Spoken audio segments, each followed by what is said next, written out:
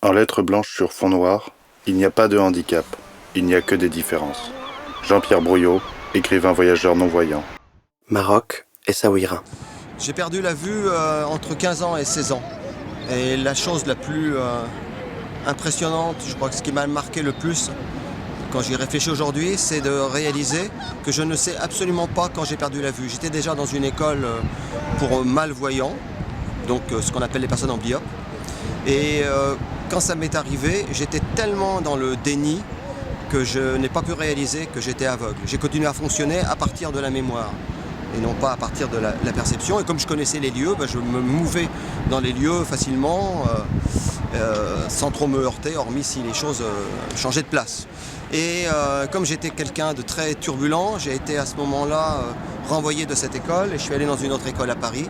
Et là, j'ai réalisé que j'étais aveugle et ça a été un choc parce que je me suis retrouvé le premier soir autour d'une table avec les autres jeunes personnes.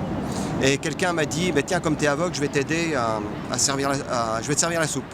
Et là, c'est la première fois qu'on me mettait en face, dans l'évidence de l'instant présent, que j'étais aveugle. Ça a été terrible. Mon poing est parti tout seul, j'ai frappé la personne en face de moi. Et je suis parti en hurlant quasiment absolument n'importe où. Je ne connaissais pas l'école, je me heurtais dans tous les murs. Ça a été absolument terrible, terrifiant. Donc là, voilà, je réalise que je suis aveugle. Et donc cette époque-là, ça a induit énormément de colère, de refus. J'en voulais au monde entier. Et je me suis dit maintenant, j'ai rien à prouver aux autres, c'est fini, il faut que je me choisisse moi. Et qu'est-ce que c'était que me choisir moi? C'était une envie qui me démangeait depuis que j'avais 10-11 ans, de partir sur les chemins de Katmandou, la route des Indes.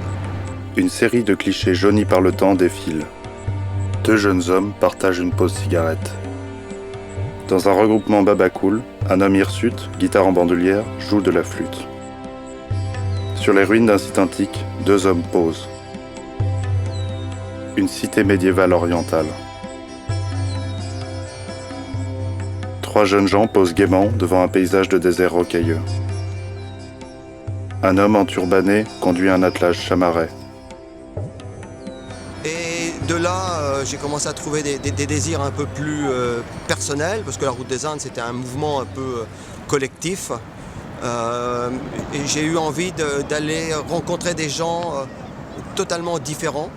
Donc en Afghanistan, j'avais sympathisé avec un garçon de ma région et on est parti ensemble vers l'Afrique noire. On a remonté le Nil blanc, on a vécu parmi les peuples nomades, les Nuer, les Dinkas dans le sud-Soudan. On a voyagé beaucoup à travers l'Afrique noire à pied, le Zaïre, le Rwanda, la Tanzanie, Burundi, Kenya. Ça a été une période de ma vie. Après, il y a eu plusieurs années une fascination pour l'Amérique latine. Et le point d'orgue et le défi, je me suis joint à un groupe de 4 autres Français et on a décidé de devenir chercheurs d'or, ce qu'on appelle les garimperos. Et on est allé dans une région sur les 3 frontières, Bolivie, Brésil, Pérou. On est passé clandestinement et on a vécu plusieurs mois en forêt à chercher l'or et à découvrir des choses absolument terribles. Les gens qui sont maintenus en esclavage par des petits chefs locaux. Et une extrême violence, ça m'a montré encore un des visages de l'humanité. Une vidéo amateur témoigne de l'expédition de Jean-Pierre et ses compagnons. Au milieu d'une jungle luxuriante, 5 jeunes hommes peinent à se frayer un chemin. Ils traversent une rivière. Un arbre couché leur fait office de pont de fortune.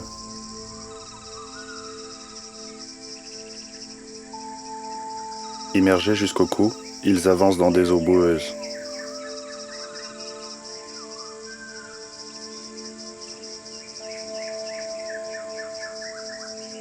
Deux hommes poussent un radeau sur lequel ils s'embarquent.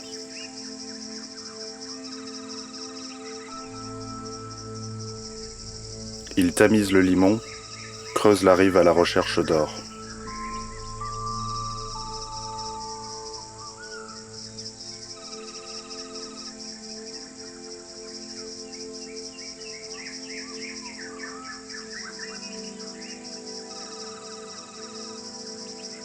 Un compagnon de Jean-Pierre lui verse de l'eau sur les mains.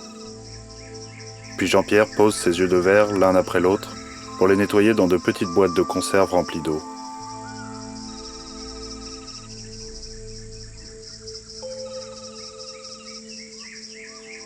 Parce qu'en fait, je crois que toutes mes quêtes, c'était quand même de rencontrer, pour me rencontrer moi. Je pense que je suis passé aussi par la phase où il fallait que je rencontre l'autre sous tous les visages. Et j'ai effectivement rencontré l'autre sous le visage de la délinquance, quand j'étais encore en Europe, en partant sur la route des Indes, quand je vivais à Amsterdam, à Londres et autres, et que je vivais à la rue à cette époque. Je faisais la mendicité, je dormais dehors. Et puis après, j'ai eu besoin de rencontrer des peuples complètement différents pour voir aussi comment, certainement pour voir aussi comment mon handicap était perçu. J'ai eu par exemple des grosses déceptions quand j'ai essayé de partir avec les nomades au Soudan et qui m'ont refusé alors que je pensais que c'était mes frères, les nomades. Je me disais, ils sont comme moi, ils n'ont pas de frontières. Et en fait, ils étaient tellement dans la survie qu'ils ne pouvaient pas, dans leur caravane, et j'ai réalisé ça bien plus tard, intégrer une personne aveugle qui est quand même, malgré tout, au bout du compte, un peu dépendante. Après l'Amérique du Sud, j'ai décidé de voyager plusieurs années dans le sud-est asiatique, les Philippines et après l'Australie. Toutes les îles, une grande partie des îles du Pacifique. Lilian Vezin. Je suis photographe, réalisateur et grand voyageur. Je me suis lancé, il y a une dizaine d'années, dans des grandes expéditions à pied et à vélo. Passionné par la découverte de territoires inexplorés, comme les sources du fleuve Mékong au Tibet, le plateau du Pamir tadjik au nord de l'Afghanistan. En fond, se succèdent des images des périples de Lilian. Aujourd'hui, je désire découvrir un autre continent, qui n'est pas que géographique. Je souhaite partager une dizaine de jours avec Jean-Pierre pour approcher la cécité. Ce monde, qui pour un photographe comme moi, paraît extrêmement lointain.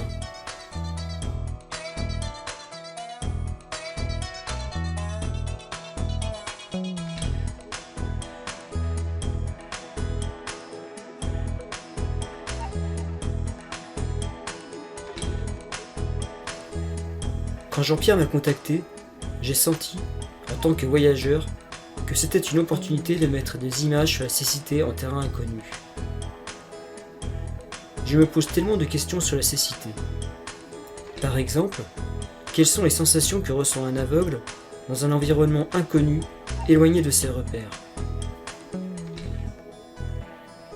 Jean-Pierre a réalisé un tour du monde et pratiqué des activités sportives hors du commun en dépit de son handicap. Comment est-ce possible? Comment quelqu'un qui a perdu la vue peut construire sa vie en totale autonomie et accomplir le plus naturellement du monde des actes que sa différence, a priori, lui interdit? Jean-Pierre et Lilian se retrouvent et marchent ensemble sur le sable détrempé de la plage d'Essaouira.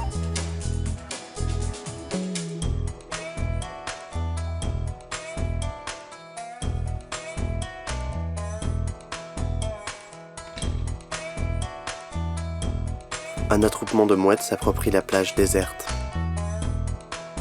Un homme, drapé d'une djellaba à capuche, pensif, observe la plage depuis les quais.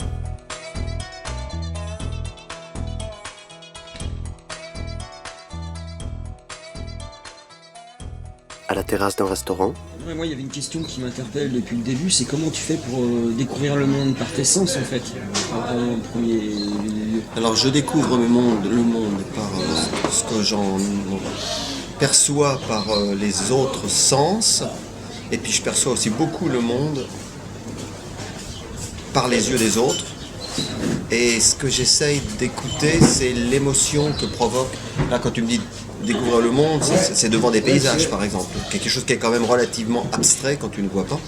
Donc, si tu veux, devant un paysage, j'essaie de ressentir cette empathie avec ce que ressent la personne qui est à côté de moi. Et ça, avec ça, je me reconstruis un paysage. Mais en fait, je voyage pas tellement pour le paysage, je voyage pour les sensations que me procure C'est ça, est-ce le que voyage. le sens, l'odeur, le goût, en fait, c'est Les odeurs, les essentiel, sensations, en fait, si je fais de la voile, par exemple, sur un bateau, je vais apprécier le vent, la mer, si je marche en montagne. Enfin, je suis beaucoup plus dans la sensation que dans le ramener, reconstituer, avoir de l'image. Enfin, je cherche plus ça en fait. Fondamentalement, je cherche pas à avoir de l'image. Je cherche pas à avoir. Ah ouais, c'est ça. Je cherche pas à avoir un accès à l'objectivité. D'accord. Je veux dire, quand je reviens du Yémen et que si quelqu'un me demande de lui parler du Yémen, je parle de mon Yémen, comment je l'ai vécu. Et fondamentalement, je voyage pour rencontrer des gens. Donc, c'est vrai que j'aime beaucoup aller dans les petits villages, j'aime beaucoup m'asseoir à des terrasses ou sur une place de village en Afrique, aller au puits et rencontrer les gens, et puiser éventuellement de l'eau avec eux dans le puits, et puis voir comment la relation, où ça va m'amener. Me laisser guider, ouais, c'est très important de me laisser guider. Ça m'a vraiment. Te guide en fait. Oui, complètement, ouais, oui. Je me laisse beaucoup. Je me laisse faire. En fait.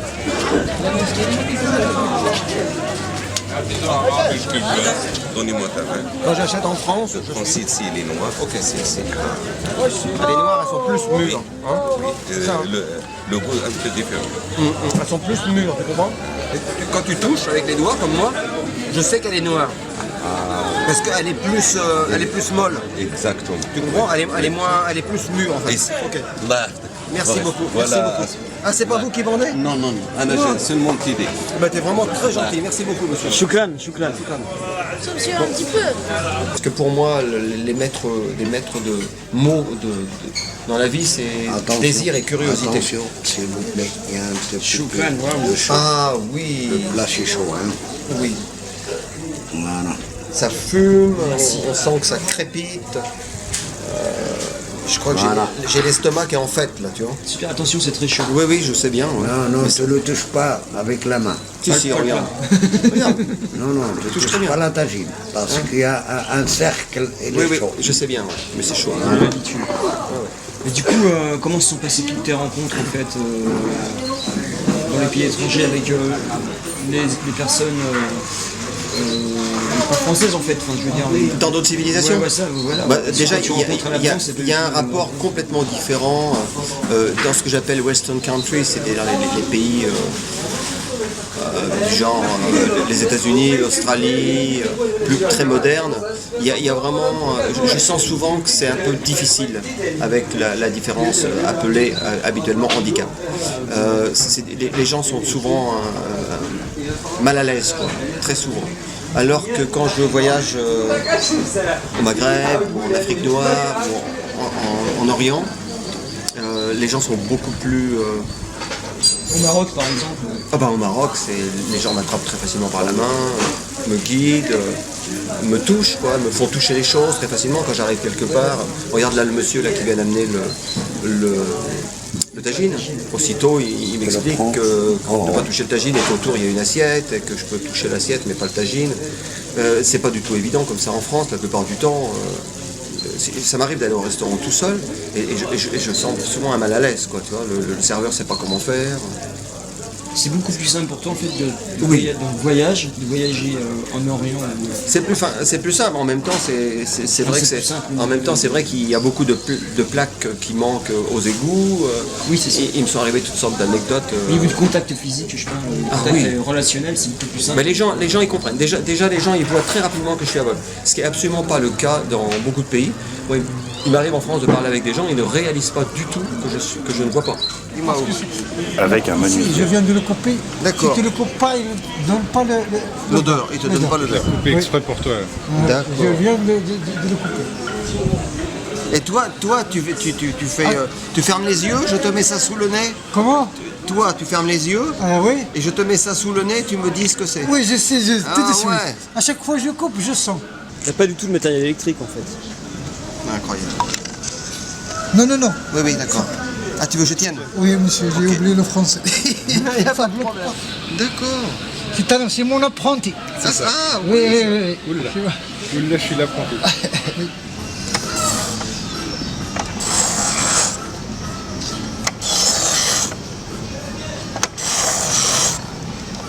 Ça y est, wow, t'es fort. T'as bien combien de temps il a pris? Bah écoute, oui. Au moins 6 minutes comme ça ou 7 minutes. Wow. Oui. Ah ouais, t'es fort, hein. Vraiment tu fais ça bien. Par contre, ouais, des fois c'est amusant. Une fois j'étais sur les hauts plateaux de l'Hindoukouche en Afghanistan. Et j'étais avec un ami, on cheminait, on marchait sur les plateaux, on rentrait dans des grottes. Et à un moment donné, on a rencontré un berger. Et quand il a découvert que j'étais aveugle, c'est assez impressionnant, il m'a attrapé, il m'a mis sur son dos, mais comme un baluchon. C'était un petit bonhomme très, très fort. Et il m'a descendu dans la vallée sur son dos. Et je savais pas, moi je parlais 4 mots de farsi, j'arrivais pas à lui expliquer que j'avais pas besoin de ça. J'étais très très embêté, quoi. Au départ j'étais vraiment gêné. Et après je me suis laissé faire. Et le monsieur m'a descendu sur son dos, il m'a amené chez lui dans sa famille. Il nous a offert le thé, on s'est retrouvés tous autour du samovar. Et mon ami suivait. Super. Incroyable, quoi. C'est incroyable. Ouais. Là, on va faire marcher les saveurs parce qu'on va manger un petit tagine de poulet allemande. À mon avis, ça va éclater. Dans une ruelle étroite. C'est des tapis berbères en fait accrochés à une échelle. D'accord, ouais. C'est de la laine. C'est de la laine, ouais, tout à fait. Oui, à propos de voir, là, justement, qu'est-ce qui t'a motivé, toi, Lilian, de me contacter et de faire un périple avec moi comme ça? Pour moi, la vie est faite de partage et de rencontres, donc c'était vraiment une opportunité de partager un moment avec toi, de voyage, découvrir ce monde, en fait, de ces cités, et puis cette curiosité, en fait. Alors, pour la découvrir un peu plus, ce qui serait rigolo, c'est qu'à un moment donné, je trouve un moyen de proposer de bander un peu les yeux et puis de sentir des atmosphères.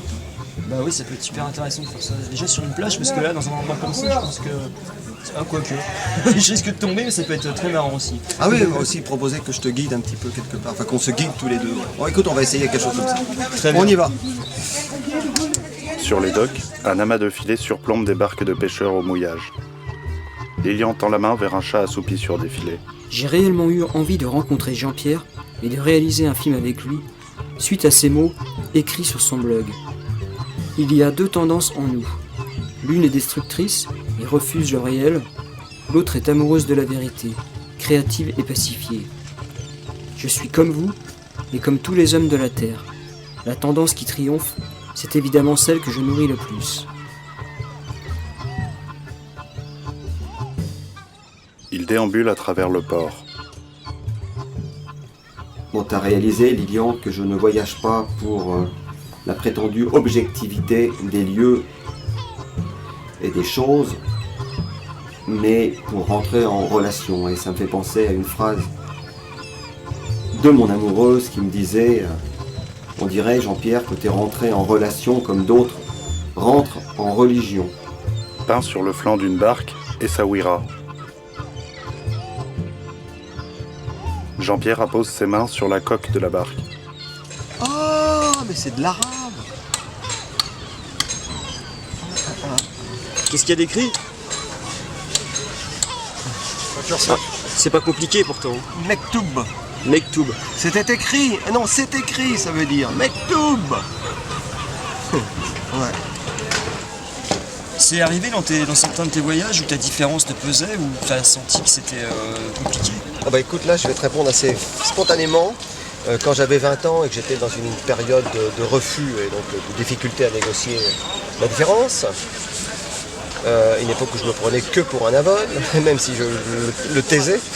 Et cette période-là, je me retrouve dans des régions un peu éloignées, au fin fond du Zaïre, tu vois. Et en fait, ils n'avaient jamais vu, les villageois africains, ils n'avaient jamais vu de blancs avec ce qu'on appelle communément un handicap. Et ça les faisait beaucoup rire, parce que je pense que les colons leur avaient expliqué que nous, les blancs, on était mieux qu'eux, et que quand on avait un problème, on allait voir le médecin, et on se faisait opérer, tout ça. Donc ils n'arrêtaient pas de me dire, mais c'est pas possible, pourquoi en quelque sorte, j'étais regardé un peu comme un mauvais blanc, un paria. C'est le sentiment que j'avais, tu vois, parce que j'étais pas allé voir un grand médecin magique qui m'aurait opéré. Pour eux, c'était pas possible d'être blanc et aveugle. Et ils riaient beaucoup, tu vois. Puis ils riaient certainement aussi par gêne. Et comme moi à l'époque, j'étais dans le refus de moi-même, j'étais des fois très mal à l'aise. Je me souviens vraiment d'inconfort avec ça, tu vois. Il longe la palissade bicolore d'un chantier naval. Donc je me suis dit, en fait, le voyage, oui, ça me correspond totalement.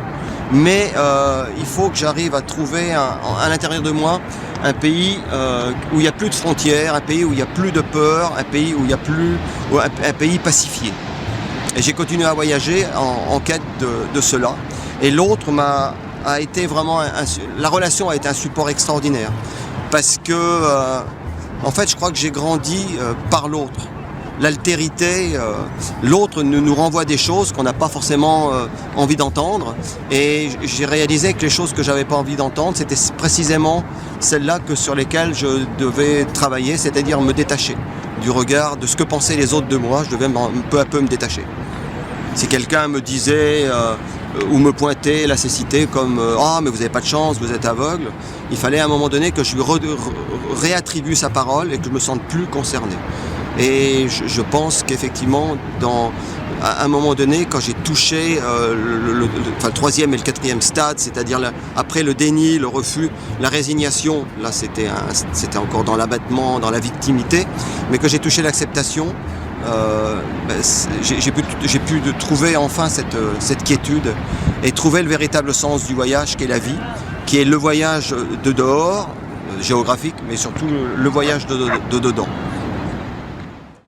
Après un passage au marché portuaire, dans d'étroites ruelles d'Essaouira, un enfant joue au ballon. Une femme transporte une amphore. Muni de sa canne blanche, Jean-Pierre vagabonde dans une ruelle aux pavés usés et aux murs burinés.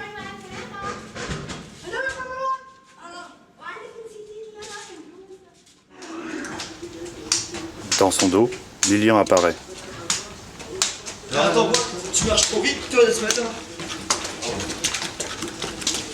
Allez, après, on court un peu. Bon, ben, l'heure de vérité a sonné. Tu me disais que tu voulais expérimenter un autre continent, pas que géographique, mais la cécité. J'ai quelque chose dans les mains, regarde. Qu'est-ce que c'est? Ce n'est pas un soutien-gorge. Ce n'est pas un soutien-gorge. Donc tu vas te mettre ça sur les yeux. D'accord. Et puis on va essayer de sentir ensemble. Moi je vais faire l'aveugle. Non, c'est toi qui vas faire l'aveugle et moi je vais faire celui qui te guide. C'est toi qui l'as inventé ce petit bout de tissu là? Non, c'est un ami qui s'appelle Boris. C'est le petit soutien-gorge parce que c'est vrai que on voit vraiment rien en fait. Oui, et ça comprime pas. Complètement aveuglé. Contrairement au bandeau qu'on te donne dans les avions, ça comprime pas les yeux. Lilian termine d'attacher son bandeau. Ok. Voilà, maintenant tu te laisses faire. J'entends bien le bruit des mouettes. Tu te laisses faire. Ouais, on retourne un peu ensemble, comme ça, c'est mieux. Hop, on s'arrête là. Est-ce que, donc, quand on voit pas, on essaie de sentir. Déjà les mains, tu fais confiance, hein, tu fais pas l'aveugle qui a peur de se cogner dans quelque chose. Qu'est-ce que tu entends là autour de toi? Qu'est-ce que tu entends là comme information immédiate? Là j'entends bien le bruit des mouettes, ce que j'entends le plus c'est le bruit des mouettes et un bruit de pas là à côté, je sais pas. Un bruit de pas, d'accord. Et quand tu avances tout doucement, bonjour. Ça va très bien. Est-ce que tu sens une présence devant toi? Est-ce que tu as quelqu'un qui vient de passer à côté de nous? Est-ce que devant nous, je sais pas, claque des mains. Je pense qu'il y a un mur. Ah, il y a un mur. Tu sens un mur devant toi, tu l'as senti, d'accord. Donc le sens de la route c'est où? Mais toi, naturellement... Avec le bruit des pas, c'était à droite en fait. Moi, donc à droite et forcément à gauche aussi. À droite et à gauche. D'accord, donc on va... D'accord, donc on va se mettre dans le sens de la route. Alors moi ce que je fais, je pratique ce qu'on appelle l'écolocalisation. Soit je clique de la langue, soit je clique avec les doigts. Et ça me donne des informations sur la nature de l'espace. Sur l'écho qui revient en fait. C'est ça, l'écho qui revient, qui heurte un mur, il revient à moi. Et je sais si le mur est loin, s'il est près ou autre. Tu vois, je pratique beaucoup ça. Ou avec ma canne. Mais tu vas pas donner de canne, moi, donc je vais... Non, tu n'as pas de canne. Tu vas juste me prendre le bras. Et puis on va marcher, quoi. On va essayer de... Moi, je connais pas, là. Donc déjà, au son, je sens où sont les murs. Donc moi, j'essaye de te faire marcher au milieu de la route. Et mes bras, moi, je les fais bras ça pour protéger le nez ou non, tu ne te protèges pas. On verra bien si tu te heurtes. Ça fait partie du programme cécité. Alors écoute bien là. Est-ce que tu as senti un changement? J'ai senti un courant d'air frais sur le visage. Ah, très intéressant. Qu'est-ce que tu peux déduire? Bah, avec un courant d'air, c'est un passage ou un petit carrefour. Donc est-ce qu'on est toujours enfermé dans une ruelle, une fenêtre? Non. Ok. Donc ça signifie. Et est-ce que tu entends qu'il y a des bruits à gauche ou à droite? J'entends la mer beaucoup mieux pour l'entendre. Ah, donc c'est ouvert. Et à où c'est ouvert? À gauche ou à droite? Juste devant moi, donc je dirais à gauche, enfin par là. D'accord. Bon, ben c'est par là. Hein, fais attention, tu lèves bien les pieds, tu gardes les La ruelle s'élargit pour laisser place à une rue. Écoute bien. Est-ce que tu as d'autres informations? Écoute, avance et écoute. Il y a de l'eau là. Ah, ben voilà, on trouve de l'eau. Attention, il y a de l'eau par terre. Et je pense qu'il y a un robinet. Il y a un robinet là, et il y a de la mosaïque. Il y a de la mosaïque là. Avance pas trop. D'accord. La La mosaïque, ce serait le... Bah, j'imagine que c'est une sorte de fontaine. Ah oui, toi, il y a même une petite arche dessus. Voilà. Tu touches avec tes deux mains, c'est la fontaine de arche. À son tour, Lilian se penche pour y poser ses mains. D'accord. Voilà, donc tu te retournes. Et puis, bon, on va pour le moment arrêter là. On fera d'autres expériences dans d'autres lieux. Super intéressant.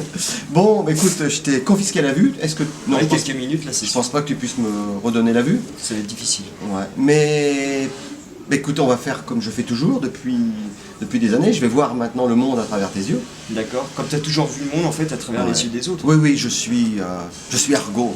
Tu connais Argos? Non, je connais pas. Tu connais pas Argos? Non, je connais pas Argos. Tu sais, le dieu grec qui a des yeux partout. Il voit partout. Excellent. Voilà. Bah allons-y. Merci de me prêter tes yeux. C'est parti. Ils descendent dans une ruelle aux teintes méditerranéennes. Ouais, tout à l'heure je t'ai rattrapé en courant, là ça doit t'arriver assez régulièrement de tomber ou de trébucher en fait. Bah écoute, trébucher, c'est la vie, hein.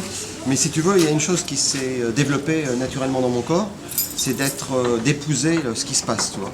Donc mes chevilles sont extrêmement flexibles, tu vois. Et récemment, j'étais sur un voilier. Et je me suis rendu compte que c'était pareil quand tu es sur un voilier, quand tu es en mer. Ouais. En fait, pour pas être malade, il faut sans arrêt se laisser faire et être épouser le mouvement. Non, épouser le mouvement. Le bateau, il creuse, il descend à gauche, tu descends à gauche, il va à droite. Tu n'as pas de volonté personnelle, tu te laisses aller. Et j'ai fait un peu ça, je crois, dans ma manière de marcher, toi. Parce que des fois, je monte des volcans, je cours dans les pierriers, des choses comme ça. Ben voilà, j'ai les chevilles qui... flexibles en fait. Ouais, puis qui s'adaptent complètement. Sac au dos, leur chemin les mène jusqu'à une rue commerçante, puis une place où se laisse discerner un petit café marocain.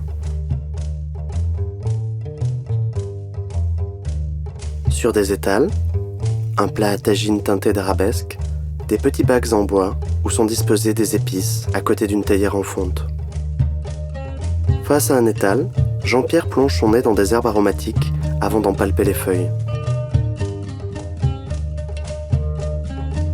Jean-Pierre, installé sur le créneau d'un rempart, observe le ressac de la mer. Un chat fixe sournoisement la caméra. Lilian et Jean-Pierre sont suivis par un petit chat errant, tandis qu'ils déambulent le long des quais bordés de canons. Une vue aérienne d'Essaouira laisse se dessiner une tour médiévale en fond de mer. Ouais, ce qui inquiétait ma vie de voyageur, c'était un jour de devenir père. Et cela est arrivé fort heureusement, comme quoi, ce qu'on ne veut pas quand ça arrive, parfois on est absolument surpris. Et je suis devenu père, aujourd'hui Leïla a 19 ans, et ça a bouleversé ma vie. En fait, j'envisageais la paternité à l'époque de manière négative. Je me disais que un enfant, ça allait manger toute ma liberté. Mais je n'avais pas réalisé, et on ne peut pas réaliser tant qu'on n'est pas devenu père. J'imaginais que... Non, ce que j'ai compris, c'est que le plaisir de mon enfant était mon plaisir. Et à partir de ce moment-là, j'ai été vraiment en adéquation avec le fait d'être père. Mais avant, j'avais toutes sortes d'excuses. Je me disais, être père en étant aveugle, il y a des tas de choses que je ne pourrais pas lui transmettre. Je ne pourrais pas être réactif toujours pour répondre à ses demandes. Et en fait, tout ça, c'était des excuses. Je me demande si on ne passe pas sa vie à éviter le bonheur. C'est-à-dire qu'on a tellement d'idées préconçues sur ce qui devrait nous arriver qu'on finit par rester enfermé dans une petite bulle et on ne laisse pas l'inconnu rentrer. Et là, l'inconnu, sous la forme d'une enfant, ça a été l'occasion d'un élargissement. J'avais vraiment, et j'ai toujours envie de partager des voyages avec ma fille. On est allé ensemble plusieurs fois en Inde, on est allé, on a voyagé dans le Sahara, on est allé dans les Caraïbes, on a remonté des fleuves en Amazonie. Et ça nous a beaucoup rapprochés de nous retrouver comme ça dans des milieux où on était vraiment forcé à la solidarité. Je me souviens voyager avec elle à travers l'île Maurice, par exemple, tous les deux en autostop, avec cette complicité, une immense pluie tropicale qui survient et on n'a presque rien à se mettre sur le dos. On va cueillir des grandes feuilles d'EVA ou d'arbres caoutchouc et faire des parapluies avec ça. Et on était là sous la pluie, éclaté en bulles de rire. C'est des souvenirs. C'est des souvenirs extraordinaires. Oui. Leïla, c'est une princesse dans un conte soufi, notamment. Et en tout cas, c'était le nom qui s'est imposé. Je crois que ça veut dire aussi l'ivresse de la transe. Et ça veut surtout dire, et ça c'est quand même amusant, Laïl en arabe, ça veut dire la nuit. Un père avec des yeux atteints de cécité qui appelle sa fille la nuit. Chefi Pozzo di Borgo, homme d'affaires qui a inspiré le film Intouchable. La relation handicapée en particulier, combien de fois je vous le dis à vous là les garçons, vous connaissez pas trop l'histoire de handicap là, mais combien de fois moi je suis quelque part et on me parle pas. Donc, je vais à un guichet acheter un billet de train ou je sais pas quoi, si je suis tout seul on me parle, parce que je suis très souvent tout seul, je voyage beaucoup seul, et si je suis avec quelqu'un, éventuellement on va rendre, même si c'est moi qui paye, on va rendre l'argent à la personne et puis on va parler à la personne, mais pas à moi. Ouais, ça c'est classique. Tu vois, Une sorte d'indifférence en fait. ouais. Non, ou de pudeur, ou de timidité. D'inconfort. D'inconfort, tout ça. C'est pas fait avec méchanceté, c'est juste. Non, c'est pas. Non, les gens C'est un inconfort, c'est ouais. Alors moi je sais qu'aujourd'hui, ça ne me touche plus du tout ça. C'est-à-dire que ça ne me fait plus du tout réagir. Ouais, mais plus du tout. Mais par contre, à l'époque, j'étais terrible avec ça, quand j'étais jeune. Tu vois. Mais ça m'arrive des fois, par contre, de dire aux gens, de corriger, de dire, écoutez, ça me ferait plaisir que vous me parliez. C'est tout. Une tête sculptée d'inspiration africaine repose sur une table. Il y a quelques années, j'ai été contacté par une journaliste pour participer à un ouvrage collectif, L'avenir est en nous, auquel contribuèrent des gens comme Pierre Rabhi, Jean-Marie Pelt, Philippe Pozzo di Borgo, l'homme qui inspira le film Intouchable. Très interpellé par la façon dont ce film parle du handicap, à savoir avec humour et extrême sensibilité, j'ai saisi l'opportunité pour entrer en relation avec Philippe. Sur mon premier mail, j'ai gratifié Philippe d'une de mes blagues à 2 balles. Savez-vous, cher Philippe, que je suis votre pluriel? Pourquoi, me demanderez-vous? Parce que vous, un fauteuil, moi, 2 faux yeux. Désormais, à chacun de mes passages au Maroc, je viens saluer ce grand monsieur dont l'humanité et l'écoute sont exemplaires. Transportés par un chauffeur, les 2 compères roulent à travers des paysages montagneux. La voiture s'engouffre dans un village pentu. Lilian et Jean-Pierre discutent dans l'habitacle. Ils s'approchent de hautes montagnes aux sommets enneigés. Ça résonne dans la montagne? Ouais, j'étais en train d'écouter en faisant un peu d'écolocalisation avec la langue. J'étais juste en train d'écouter un peu le paysage. Oui. Bah ouais, on est arrivé là à 2000... Bah oui. 2000 mètres d'altitude, Émile. En pleine montagne, il y a un petit peu de neige sur les hauteurs, mais pas trop. Il fait froid quand même, hein. Je sais pas combien il fait, il doit faire dans les 5 degrés. Ouais, il fait pas très chaud. Non, ouais. Ça va, t'es pas trop fatigué avec l'altitude? Non, en pleine forme. Prêt à aller voir les... Bah écoute, on va poser les sacs. Les altitudes. Et les petits villages là-haut. On va poser les sacs et puis grimper... C'est parfait, on y va. 300 mètres, dans un petit village berbère. Ok, ça marche. On y va? On y va, C'est parti. Bordés par un muret de pierre, ils s'avancent et croisent un enfant transportant un sac en plastique. Un sentier rocailleux. Comment il fait froid ce matin. Ouais. Moi ça m'épate parce qu'on marche dans des paysages magnifiques là, mais moi je vois donc je peux l'admirer, mais toi qu'est-ce que tu peux ressentir en fait Qu'est-ce que je peux ressentir? Là, je ressens qu'il y a une marque devant moi. Va pas tomber. Moi, ce qui m'importe dans le voyage, là, je sens qu'on est en haute altitude. Bon, qu'est-ce qui me le dit? Il me le dit l'air, sentir que tout autour, là, ça descend, il y a des ravins, le type de...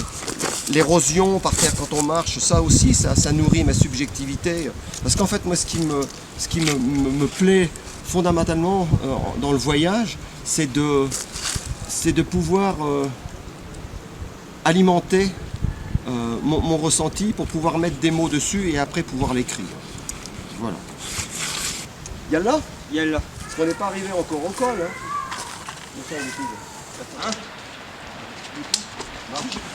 Lilian trébuche sur une pierre et se rattrape au bras de Jean-Pierre.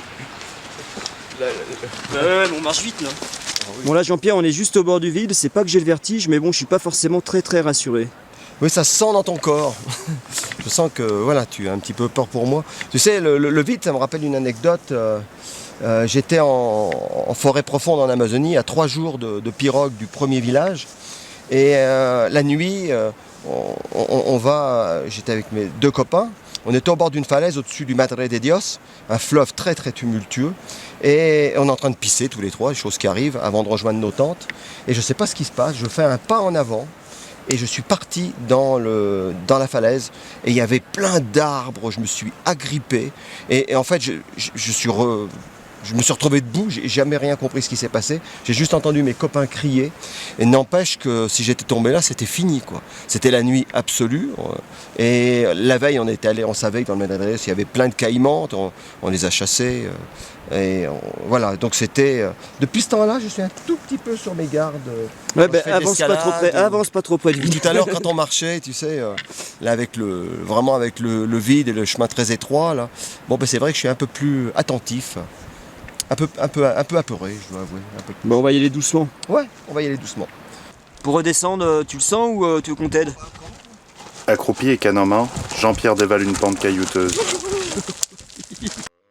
Un village couché sur les contreforts de la montagne. À brûle-pourpoint, Lilian, si je te demande des événements marquants de tes voyages qui ont laissé des empreintes émotionnelles, qu'est-ce que tu pourrais me... Des événements marquants, alors on va rester en terre marocaine. Tu sais, je t'ai raconté que j'ai traversé tout le Maroc, enfin l'Atlas marocain à pied, sur 1000 km, à la rencontre de l'identité berbère. Et alors à chacun de mes arrêts, tous les jours, ou même plusieurs fois par jour, on m'invitait, on m'ouvrait la porte de ces grandes maisons de pierre pour m'offrir le thé et surtout du pain et de l'huile d'olive. Et ça pour moi, ça reste vraiment l'odeur de l'hospitalité. C'est le pain imprégné d'huile d'olive. Et puis ça c'était un très bon souvenir, un plus mauvais, je dirais, un des plus mauvais, c'était au sud du Tadjikistan en traversant le Pamir. Ouais. Donc en Afghanistan. À la frontière afghane en fait.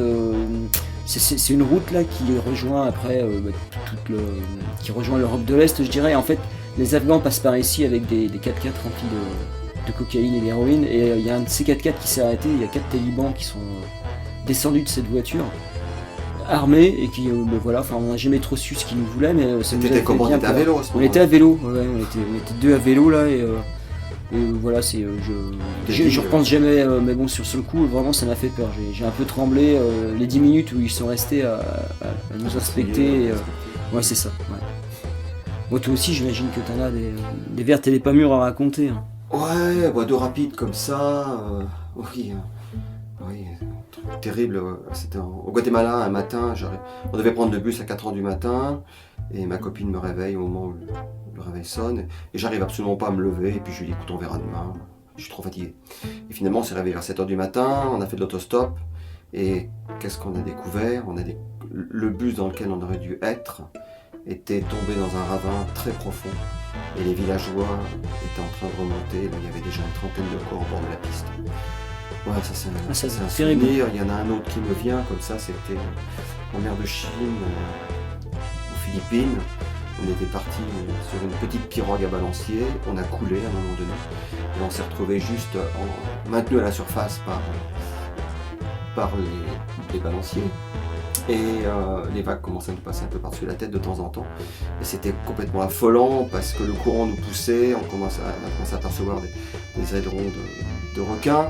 Et surtout une tempête était annoncée le soir. Donc on pensait qu'on ne rencontrerait pas de bateau, bien que c'était un passage entre deux îles. Et finalement on a été sauvé par un bateau. Je peux te dire que le soir... Petite chance incroyable. Ouais. Jean-Pierre et Lilian ont gravi le chemin escarpé menant au village et sont accueillis par leur hôte.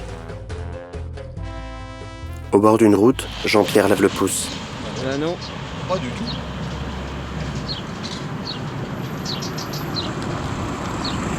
Tu sais ce que j'entends? Une voiture. Vas-y. Bonjour monsieur, salam alaikum. Oui, vous allez où là, comme ça? Et vous?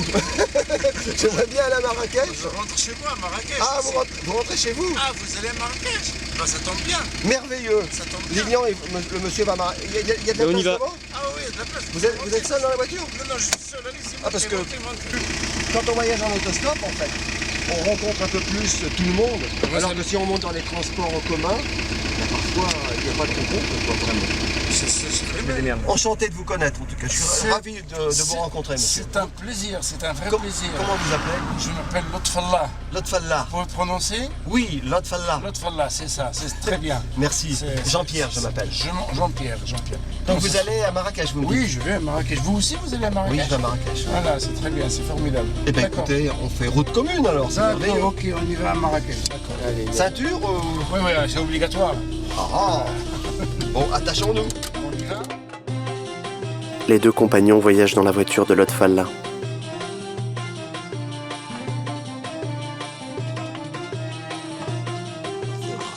Oui, vous êtes parfait avec les bottes de beurre que vous mangez. Ils mangent du beurre à la petite cuillère. Tu n'es pas breton, toi? Ah, pas du tout. Non. Pourquoi tu dis pas du tout? Ah, je n'ai pas envie d'être breton. Leur hôte, Mohamed Lotfallah Nassiri, est écrivain et professeur de français.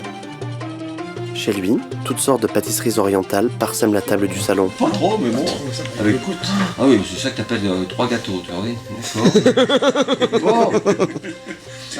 Je ne permettrai pas de te toucher, mais quoi, tu manges. Mais écoute. Non, mais je voulais tu me touches comme tu veux, moi je vais te toucher de toute façon. Oui, t'aimes bien manger, je vois. Oui, j'aime bien manger, oui. Vas-y, touche-moi comme tu veux, il n'y a aucun problème. Je ne touche pas avec la main gauche.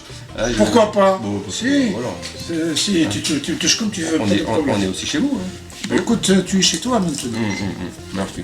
J'aime marcher dans le désert, par exemple. Parce que si je pars sentir le sable dans tes pieds, etc. Déjà. Puis si je marche avec un petit groupe dans le désert, en général, on part quand même sur un petit groupe de 5-6 personnes, et je suis complètement libre, parce que le désert, c'est large, et on me guide pas, on me tient pas du tout par le bras, ni rien du tout, parce que soit je me mets derrière le groupe, toi à 10 mètres, puis je les écoute, ou 20 mètres, puis je les écoute marcher, puis je les suis, ou je trébuche pas, tu vois. Ou soit je me mets devant, puis de temps en temps quelqu'un me dit Jean-Pierre, t'es un peu trop à gauche, ou voilà. Mais je suis libre dans un désert pour marcher.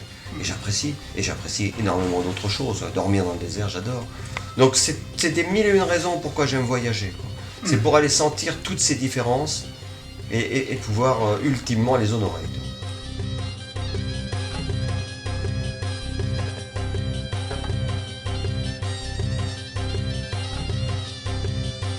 Jean-Pierre et Lotfallah marchent à vive allure dans les rues de Marrakech.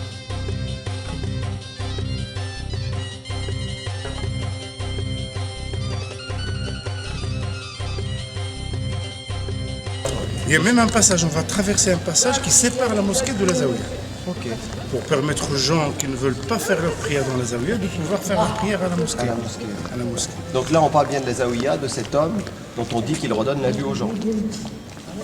Symboliquement.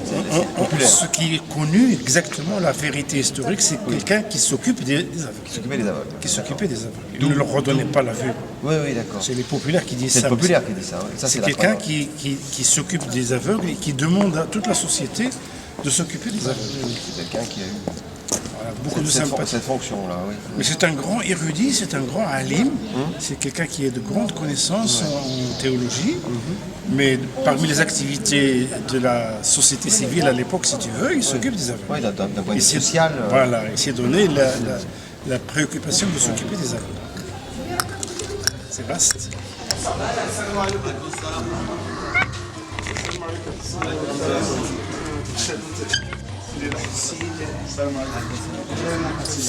Non, pas filmer, c'est pour Ce sont les aveugles là qui sont là dans la Zawiya. Qui vivent toujours grâce à ce monsieur. C'est ça. C'est un peu en quelque sorte sa baraka qui continue à sévir sur eux. C'est ça. C'est sa baraka, c'est-à-dire grâce à son lui. idée religieusement instaurée au début, qui continue maintenant, et tu as vu, rien que les quelques moments qu'on a passés ensemble avec eux maintenant, j'ai pas le droit, mais ils ont gagné ils ont bien gagné de l'argent. C'est ça, ils ont gagné de l'argent. Oui, Parce qu'en fait, leur fonction aujourd'hui, ils restent là près du tombeau du saint, et les gens, quand ils ont des vœux à réaliser, les aveugles servent en quelque sorte d'intermédiaire entre Allah et eux. Jean-Pierre et son hôte avancent au milieu d'une allée bordée d'arcades, devisant en chemin.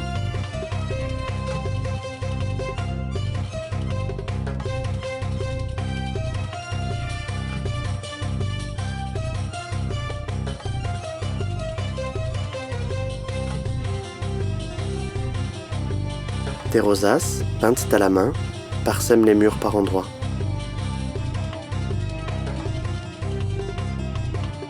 Dans un vaste parc planté d'essences exotiques. Qu'est-ce que ça représente pour toi d'être aveugle? D'être aveugle, mais j'en ouvre les yeux d'ébahissement devant ta question. C'est de ne pas voir. La définition qu'on trouve dans tous les dictionnaires, qui savent pour nous, en partie. Mais non, aujourd'hui, maintenant, là,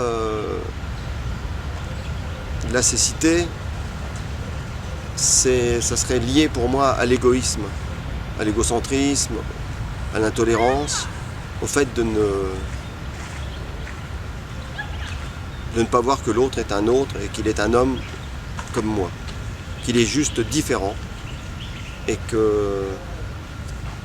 y a une jubilation parce que j'accueille sa différence et que j'arrête de lui faire porter toutes mes projections et que je voudrais qu'il soit autrement et ceci et cela, être avec l'autre. C'est ça pour moi aujourd'hui.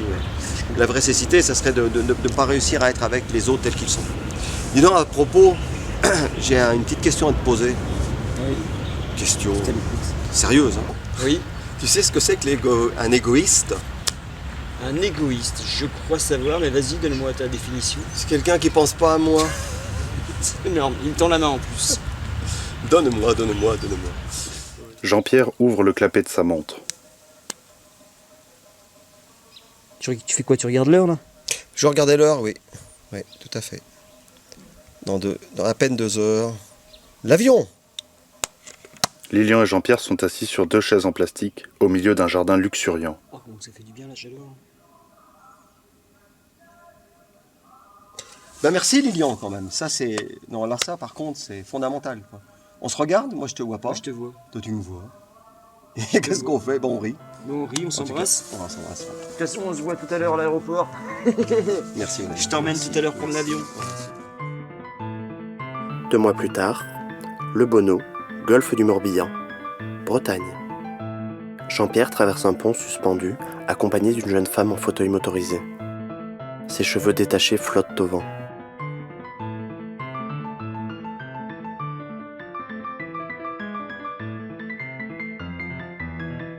Des barques mouillent dans un bras d'eau. De petits voiliers sont amarrés au port, à marée basse. L'ombre de Lilian et sa caméra poursuit Jean-Pierre et sa comparse. Sur une enseigne, on peut lire « Au nouveau vieux port ». Audrey Barbeau, globe-trotteuse en fauteuil, auteure du blog Roulette et sac à dos. Elle ouvre un large sourire, puis se fend d'un éclat de rire. C'est incroyable, Lilian, de me faire rencontrer ici en Bretagne après le tournage qui a eu lieu il y a 2 mois, ce film Autour de la différence, qui me fait rencontrer Audrey. C'est assez génial. Ouais. C'est superbe. En Bretagne en plus, à domicile chez nous. C'est ça. Avec un climat aussi beau qu'à Essaouira. Mais il fait toujours beau en Bretagne. Donc oui, et c'est indubitablement, on a des choses en commun, Audrey, à savoir le goût de la découverte. Et de l'aventure. En fond, Audrey tient la barre d'un monovoile, puis parcourt le ciel en parapente. Faire ou pas, mais en tout cas ne pas dormir sur des acquis et aller plus loin. Et puis aussi les difficultés qui sont inhérentes à nos singularités. Tout à fait. Et c'est vrai que moi, tu vois, ça fait maintenant 3 ans que je voyage toute seule avec mon fauteuil électrique. Et c'est vrai que tu sais, à chaque fois, Chapeau, je le filme. C'est gentil. Mais si tu veux, le choix des destinations, à chaque fois, il y a le facteur de l'accessibilité qui rentre vraiment en compte. Et du coup, j'ai une petite idée. Est-ce que ça ne te dirait pas qu'on parte tous les deux et qu'à ce compte-là, je prenne un fauteuil manuel et tu serais mes jambes et moi tes yeux? Je m'appelle Jean-Pierre, je ne m'appelle pas Manuel. Mais c'est une proposition. Et je vais être obligé de quitter Lilian dans tout ça. Maintenant, je m'étais beaucoup attaché à lui là depuis Vous avez besoin de quelques semaines. Ouais, moi ça me dit bien d'avoir quitté Lilian aussi. Ah oui, d'accord. Toi, tu vas le supporter encore un peu, non? Non mais. On y va? Allez, on y va? Tu me suis? Je te suis, ouais. Je te laisse, non, mais vous avez pas besoin de moi en fait. Bah finalement non. Allez, viens! Bon ciao les amis, hein. Bonne route. Lilian leur emboîte finalement le pas, sourire aux lèvres.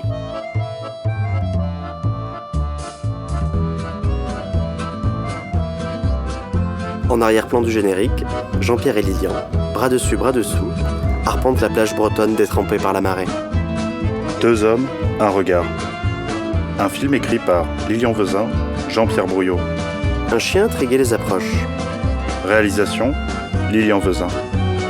Image, Lilian Vezin, Emmanuel Jevaux. Jean-Pierre s'accroupit et l'invite à venir le voir. Un grand merci à tous ceux qui nous ont permis de réaliser ce rêve.